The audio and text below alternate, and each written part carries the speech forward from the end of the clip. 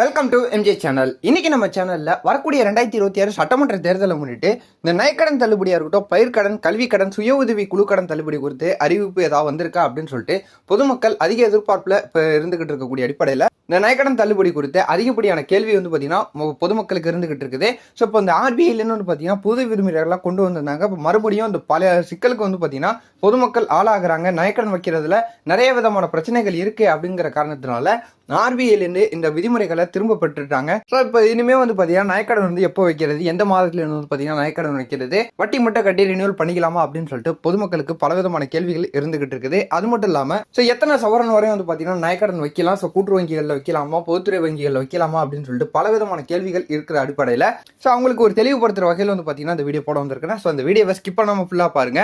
இப்போதான் நம்ம சேனல் ஃபர்ஸ்ட்டாக பார்க்குறீங்கன்னா சப்ஸ்கிரைப் பண்ணி பக்கத்தில் இருக்க பெல்லைக்கான கிளிக் பண்ணி வச்சுங்க. வாங்க வீடியோக்குள்ள போய் டீட்டெயிலாக பார்த்துடலாம். ஆர்பிஐலேருந்து புதிய விதிமுறைகள்லாம் வந்து பார்த்தீங்கன்னா கொண்டு வந்திருந்தாங்க.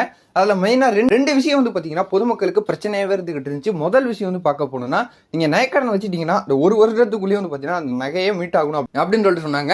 ஸோ ரெண்டாவது வந்து பார்க்க போனால் நீங்கள் நகைக்கடன் வைக்க போறீங்கன்னா இந்த நகைக்கான என்ன ப்ரூஃப் இருக்குது, உங்களுக்கான அந்த ரசீது வந்து பார்த்தீங்கன்னா கேட்குறாங்க. இது உங்களுடைய நகை தானா, உங்களுக்கு இந்த நகை வந்து பார்த்தீங்கன்னா எப்படி வந்துச்சு அப்படின்னு சொல்லிட்டு கேட்டாங்க. ஸோ நிறைய பேரால் வந்து பார்த்தீங்கன்னா இந்த நகைக்கான ரசீதை கொடுக்க முடியல, ஸோ அதை ப்ரூஃப் பண்ண முடியல அப்படிங்கிறதுனால அவங்களுக்கு நகைக்கடன் வந்து பார்த்தீங்கன்னா பொதுத்துறை வங்கியாக இருக்கட்டும், கூட்டுறவு வங்கிகள் நகைக்கடன் கொடுக்கறதுக்கு வந்து பார்த்தீங்கன்னா மறுத்தாங்க. இப்படி இருக்கக்கூடிய அடிப்படையில் பொதுமக்கள் நிறைய பேர் வந்து பார்த்தீங்கன்னா இதுக்கு எதிர்ப்பு தெரிவித்த காரணத்தினால ஆர்பிஐலேருந்து இந்த ரூல்ஸ் எல்லாம் வந்து பார்த்தீங்கன்னா திரும்ப பெற்றிருக்காங்க. ஸோ பழையபடி நகைக்கடன் எப்படி கொடுப்பாங்களோ அதே மாதிரி தான் போயிட்டு இருக்கு. ஸோ நகைக்கடன் வச்சுட்டாங்கன்னா அவங்க ரினியூவல் மட்டும் பண்ணி அந்த நகையை வந்து பார்த்தீங்கன்னா ஸோ வட்டி மட்டும் கட்டி ரினியூவல் பண்ணி வச்சுக்கலாம் அப்படின்னு சொல்லிட்டு கூட்டுறவு வங்கிகளில் பழைய மாதிரி கொண்டு வந்துட்டாங்க. இதன் அடிப்படையில் இப்போ பொதுமக்கள் கேட்கக்கூடியது எத்தனை சவரன் வரை நகைக்கடன் வைக்கலாம், இதுக்கான அறிவிப்புகள் எப்போ வரும் அப்படின்னு சொல்லிட்டு கேட்டுக்கிட்டு இருக்கக்கூடிய அடிப்படையில் ஸோ கூடிய விரைவில் வந்து பார்த்தீங்கன்னா தேர்தல் அறிவிப்புகள்லாம் வர இருக்குது. ஸோ எதிர்கட்சிகளாக இருக்கட்டும், ஆளுங்கட்சியில் இருக்கக்கூடியவங்களாக இருக்கட்டும், பிற கட்சிகளில் இருக்கக்கூடியவங்க எல்லாருமே வந்து பார்த்தீங்கன்னா அவங்களோட தேர்தல் அறிவிப்புகளில் வரக்கூடிய மாதங்களில் வந்து பார்த்தீங்கன்னா தெரியப்படுத்துவாங்க.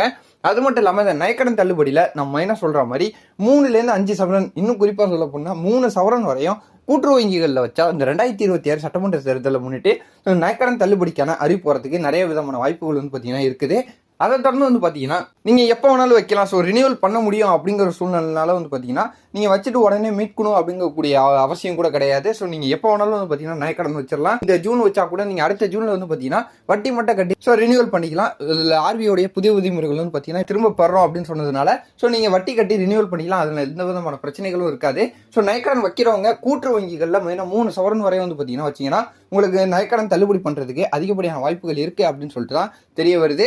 ஸோ இந்த நகைக்கடன் தள்ளுபடி சம்மந்தமாக உங்களுக்கு வேறு ஏதாவது சந்தேகங்கள் இருந்தாலும் நம்ம கமெண்ட்டில் வந்து பார்த்தீங்கன்னா தெரியப்படுத்துங்க. அதெல்லாம் உங்களுக்கு அடுத்தடுத்த வீடியோவில் நான் உங்களுக்கு தெளிவாக தெரியப்படுத்துகிறேன். ஸோ இந்த தகவல் உங்களுக்கு பயனுள்ளதாக இருந்ததுன்னா உங்கள் ஃப்ரெண்ட்ஸ் ஃபேமிலி எல்லாருக்கும் ஷேர் பண்ணி விடுங்க. அவங்க பார்த்து தெரிஞ்சுக்கிட்டோம். இதே போல் நல்ல அப்டேட்டோட நான் உங்களை அடுத்தடுத்த வீடியோவில் வந்து பார்க்குறேன்.